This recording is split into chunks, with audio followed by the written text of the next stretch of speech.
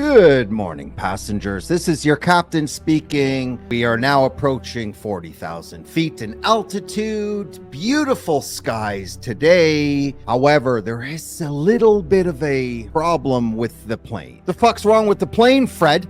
Well, Johnson, it looks like it's come to my attention we're short on in-house beverages for today's flight. There's also a funny noise coming out of the left engine there. Beverages? Don't we have backup beverages on the flight? Should be fine.